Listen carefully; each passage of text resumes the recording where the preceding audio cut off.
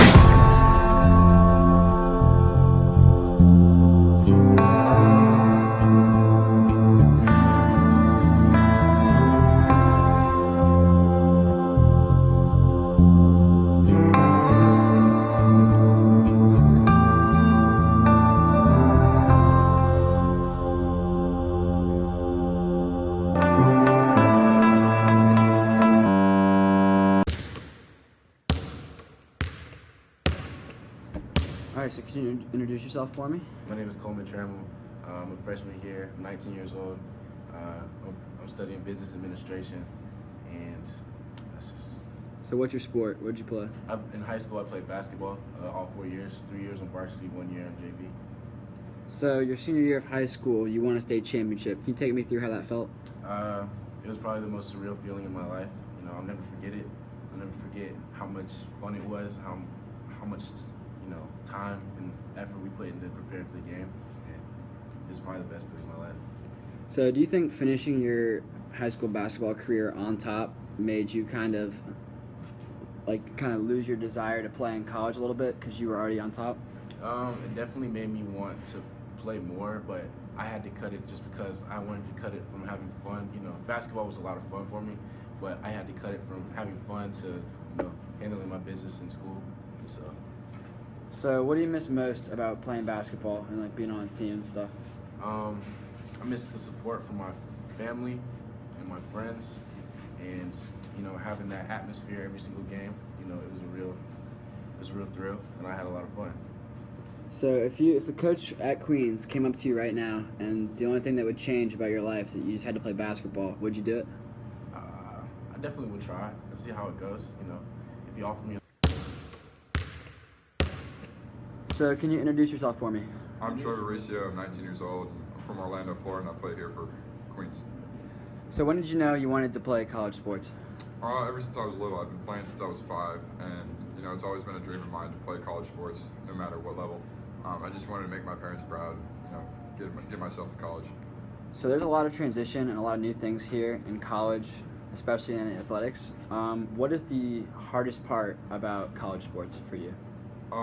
Definitely the pace of the game. You know, in high school it was slower, much slower, and it was just, I don't know.